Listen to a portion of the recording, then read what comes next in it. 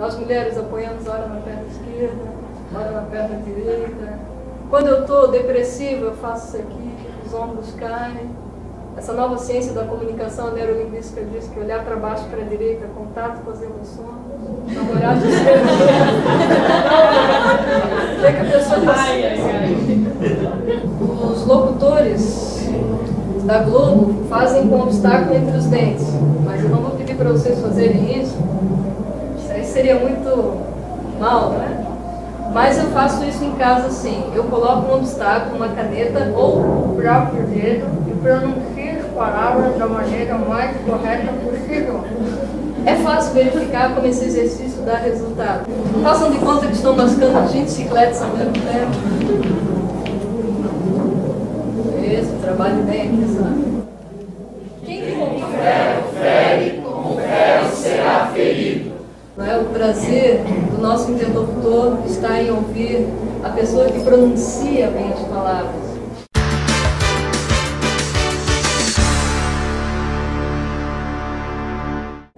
Não tenha vergonha de falar corretamente. Por quê? Porque se eu estou sendo atendida por um profissional e ele começa a falar de uma dicção pouco caprichada, muita gíria, muito vício de linguagem, tá me entendendo, eu já me coloco na defensiva. Isso é um processo inconsciente, a gente nem se dá conta que faz isso, e já fica pensando assim, será que esse cara tem a credibilidade necessária para eu fazer esse negócio? Agora, se eu ficar o tempo todo dizendo para mim fazer, colocar o mim antes do verbo infinitivo, antes de dizer, em vez de dizer para eu fazer há 5 anos atrás, se eu disse há 5 anos, não precisa dizer que atrás, já informei, tá? Se observar que, de acordo com a ênfase que eu dou em algumas palavras, eu tenho um tipo de comunicação. Sempre coloque vida, colorido nas palavras.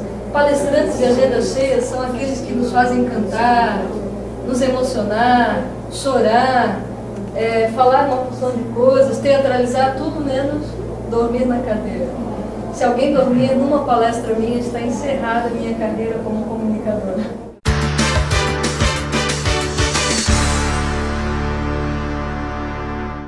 Na sala de aula, Augusto Cury fala disso. Por quê? Porque é um lugar aborrecido, é um buffet cuja comida o aluno não quer se servir. Por quê? Porque é previsível, ele já sabe mais ou menos o jeitão do professor, é aquele professor que olha mais para os sapatos do que para os olhos dos seus ouvintes, é aquele professor que não fala com entusiasmo, com vibração.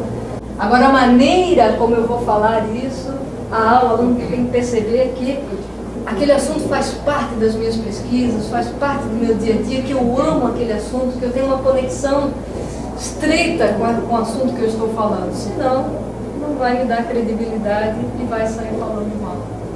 Então, colorido, ênfase nas palavras. Ele faz uma apresentação como essa e diz, para encerrar, e aí conta mais um calma, e para finalizar, e aí...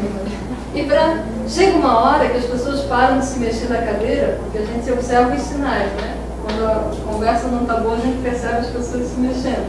Só que tem uma hora que a pessoa fica tão irritada, a plateia ela fica prestando atenção na pessoa. E aí o comunicador pensa, puxa, todo mundo prestando atenção em mim. Formatura, ninguém aguenta mais vestido salto alto. Este é o momento de alegria e de tristeza. De alegria por alcançar e de tristeza por deixarmos os amigos. Foram tantas horas de sol perdido longe da família. Prometo brevidade. Vocês já notaram que o tempo todo eu estou prometendo brevidade aqui com vocês? Eu digo assim, para finalizar esse tópico, e antes de vocês fazerem tal coisa, e agora para... Ai, que bom, está acabando. Prometer brevidade é importante. Depois você cria uma expectativa favorável em relação ao tema, divide esse tema em algumas partes, recapitula alguns pontos importantes e depois dirime algumas possíveis objeções que as pessoas vão ter em relação ao tema e finaliza com uma mensagem, um conselho. Tem ali no material de vocês como fazer isso. Finalmente, expressar-se sem objetividade e clareza. E o que nós devemos evitar também? Respirar mal, 30% de todo o oxigênio que nós absorvemos vai para o cérebro. Não é à toa que dá o certo branco, que as palavras fogem da nossa memória. Por quê?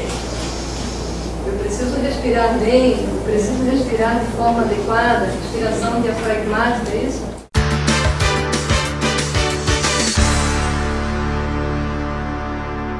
Palavrão e a gíria, os termos incomuns, o palavreado técnico, os chavões e as frases vulgares, os tiques e maneirismos. É só usar palavrão e gíria. Ah, mas Cíntia, todo mundo fala, se eu não falar, eu vou ficar ser um bichinho meio estranho. Olha, é problema para a sua imagem, para a sua credibilidade. Tipo assim, tá ligado, cara, que outras palavras. Eu estou dando uma palestra para um grupo de psicólogos. Eu falo uma linguagem técnica. Eu facilito, dou fluidez, dou dinamicidade à minha comunicação.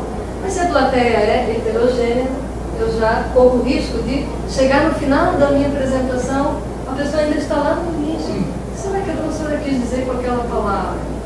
Então, seja simples, seja até aquela pessoa mais leiga precisa entender.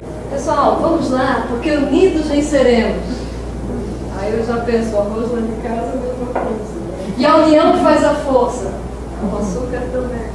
Quem nos comunica? Mas isso eu já queria dizer. Antes um pássaro na mão, depende se o pássaro você tem na mão, é o que você quer. Dinheiro que vem fácil, jargões e frases vulgares. E agora, para fechar com chave de ouro, outra expressão aqui que eu ouvi de alguns professores, eu fui aprender isso no mestrado, não me levem a mal, vou falar porque para vocês interessa. Fazendo um gancho com que a pessoa... Fazendo um gancho? Que tal dizer, estabelecendo uma relação com o que você acabou de dizer? Fica mais apropriado. Gancho. Que outros tipos de palavras a gente costuma usar? Professores adoram, né? Falar esse tipo de coisa. E por último, os tiques e maneirismos. Se vocês prestaram atenção aqui na minha palestra, deve ter anotado algumas coisas. O que são os tiques e maneirismos? Justamente essas ervas daninhas que nós estávamos comentando. Tá me entendendo com inspiração. Uma pessoa aberta para receber as perguntas. Né? Você querendo me acusar, né? Depende do tipo, né? Depende do tipo de criminoso. Tem os profissionais aí que... Uma vez perguntaram, rede nacional, Dr. Paulo Maluf, primeira pergunta, é verdade que o senhor é um cara de pau? Se acordar às 5 da manhã, trabalhar duramente por São Paulo, dormir meia-noite, acordar às 5 da manhã, trabalhar duramente por São Paulo e dormir meia-noite, essa é cara de pau? Eu sou prova. Todos nós somos feitos do mesmo barro quebradiço, temos um tempo limitado de vida nessa terra, todos nós temos sentimentos de sofrer. Significa o quê? Que eu jamais devo me colocar numa posição de subserviência em relação às pessoas. Então, cuide com a sua expressão. Tem professor que já entra assim, eu lembro dos meus professores, todos seriam reprovados no curso da oratória. Sisudos o tempo todo, não é carapê. Claro, tinha-se uma crença de que Brasil, país do carnaval, do futebol, se você não for cara feio, as pessoas podem não levar a sério. Então, trancava aqui, né? Uma ruga no meio da testa, página 16. E você... né? Um tablado, assim, para ficar mais alto, lembra disso? Para você não for natural sorrir, semblante de Mona Lisa. De que forma você pode estabelecer uma relação entre essa pergunta com algo que você já experienciou, um conhecimento que você tem, um hobby, um livro que leu, um filme que assistiu? Digamos que eu peguei a carta, fui roubado. Só que, felizmente, eu nunca fui roubado. Mas, no elevador do meu prédio, hoje, uma vizinha me contou que posso transferir um testemunho. Jamais eu posso falar de algo que eu não conheço. Pense como é que seria ter um bilhete premiado de 5 milhões de reais nesse momento. É esse tipo de expressão que o aluno quer ver você. Sorriso. Pessoal, nós vamos falar de algo que não tem preço. Nós vamos falar sobre colocar emoção. Tudo bem, você foi perfeita também, olhou o tempo todo para todas as pessoas, lembrou da Cíntia, lembrou do Robson, lembrou do Paulo, lembrou de todo mundo, Ou seja, nos sentimos acolhida como uma espécie de abraço quando você olha para todo mundo, né? A gente se sente bem com isso, divide em algumas partes, recapitula pontos importantes e finaliza com uma mensagem, uma recomendação, um pedido de ação, um conselho. Você é aplaudido de pé, sempre corpo inclinado para as pessoas, o olhar, né? O sorriso. Claro, você está falando de algo triste, aí o semblante pesaroso, mais fechado. Pessoal, quero comunicar hoje algo realmente que nos deixa muito triste, um semblante fechado. Então, essa coerência entre o que nós dizemos e o nosso corpo. Por que hoje nós temos autoimagem negativa? A maioria de nós aqui não reconhece as nossas qualidades. Por gentileza, vem falar um minuto a respeito do seu tema.